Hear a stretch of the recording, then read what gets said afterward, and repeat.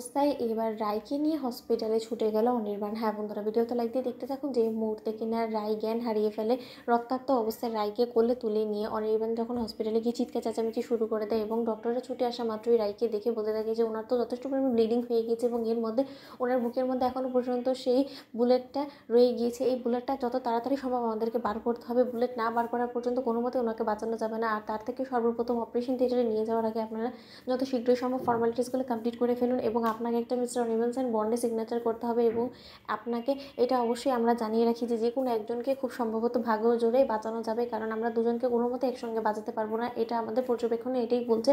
আর তার থেকে বড় কথা, ওনার যথেষ্ট পরিমাণ ব্লিডিং হয়ে গেছে। এতটা ব্লিডিং হওয়া একজন সদ্য মা হতে চলা মানুষের জন্য কোনো মতেই ঠিক না। তাই আমরা আপনাকে কোনো রকম কোনো মিথ্যা আশ্বাস দিতে চাই না। আমরা আদৌ তাকেও বাঁচাতে পারবো কিন্তু তার বেলাও কোনো ঠাঁই ঠিকানা নেই। অন্যদিকে এই কথা বললাম তো স্রোত বলতে থাকে যে দোহাই আপনার ডক্টর, আপনি প্লিজ আমাদেরকে এরকম করে হতাশ করে দেবেন, আপনি আপনার মতো করে চেষ্টা করুন। আমার রায় দিদিভাই যথেষ্ট পরিমাণে লড়াকু প্রজাতির একটা মেয়ে, ও এত সহজে কোনো মতেই হাল ছাড়বে না, তো নিশ্চয়ই ফাইট করবে। অন্যদিকে ডক্টর বলতে থাকে যে দেখুন, আপনি যাকে ফাইট করার কথা বলছেন সেই তো অজ্ঞান হয়ে পড়ে আছে, বলুন তো ওনার পক্ষ থেকে বিন্দুমাত্র কোনো রকম কোনো রেসপন্স নেই, কিন্তু তাও আমরা আমাদের 100%টা দেওয়ার চেষ্টা করবো। অন্যদিকে অনির্বাণ বলতে থাকে যে ডক্টর, এরকম করলে কোনো মতেই চলবে না, যত শীঘ্রই সম্ভব আপনারা রায়কে ওটিতে নিয়ে যান এবং আপনার চেষ্টা করুন। আমি আমার দীর্ঘ বিশ্বাস যে রায় আমাদের কাছে আবারও ফিরে আসবে ও নতুন জীবন অবশ্যই ফিরে পাবে। ঠাকুর এতটা নিষ্ঠুর কোনো মতেই হতে পারে না আমাদের সঙ্গে। আমার সন্তানটা এই কিছুদিনের মধ্যে পৃথিবীর আলো দেখার কথা, তার আগেই আমার সন্তান এবং আমার স্ত্রীর জীবনে আলো নিভে যাবে, সেটা কি করে হয় বলুন তো?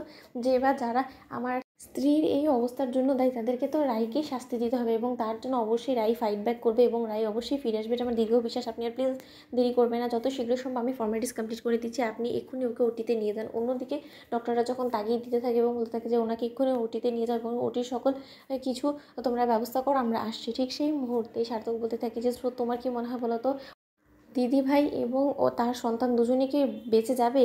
অন্যদিকে স্রোত বলতে থাকে যে জানি না, আমার কিচ্ছু মাথা কাজ করছে না, কেন জানি না আমার মনে হচ্ছে যে এই জঘন্য কাজটা নির্ঘাত মেজদিভাই করেছে, কারণ ওই একমাত্র পারে রায় দিদিভাইয়ের দিকে এরকম করে বন্দুক তাক করে ওকে গুলি করে ওর বুক ছেড়ে ওর বুকের রক্ত দিয়ে ওর নিজের জ্বালা মেটাতে, এবং এটা ওরই কাজ, তুমি দেখিয়ে নিও সার্থক, আমি বলে দিচ্ছি। কিন্তু এবার আমি ওকে সামনে পাওয়া মতো আমি নিজ হাতে ওকে গুলি করে মেরে ফেলবো, কারণ ও যখন একবার আমার রায় দিদিভাইয়ের দিকে গুলি তাক করতে পেরেছে তাহলে আমারও হাত কাঁপবে না ওকে গুলি করে মেরে ফেলতে। অন্যদিকে কথা বলা মাত্র অনির্বাণ বলতে থাকে যে ঈশ্বর আজব, তোমার কাছে কিচ্ছু চাইনি, কিন্তু এই যাত্রায় শুধুমাত্র তুমি আমার স্ত্রী এবং সন্তানকে সুস্থ সবলভাবে আমার কাছে আরেকটা বারের জন্য ফিরিয়ে দাও, আমি তোমার কাছে চিরকৃতজ্ঞ থাকবো। ঠিক সেই মুহূর্তে রায়ের মা বলতে থাকে যে সর্বনাশী মেয়েকে আমি পেটে ধরেছিলাম, যে সর্বনাশী মেয়ে শত দূরে থাকা সত্ত্বেও আমার রায়ের সর্বনাশ করতে কোনো মতেই চুকে না, ও এত দূরে থাকা সত্ত্বেও আমার রায়ের বিশেষ দিনে এসে আমার রায়ের জীবনটাকে কেড়ে নেওয়ার চেষ্টা করেছে। তো বন্ধুরা লাইক কমেন্ট শেয়ার করে সাবস্ক্রাইব করতে ভুলো না।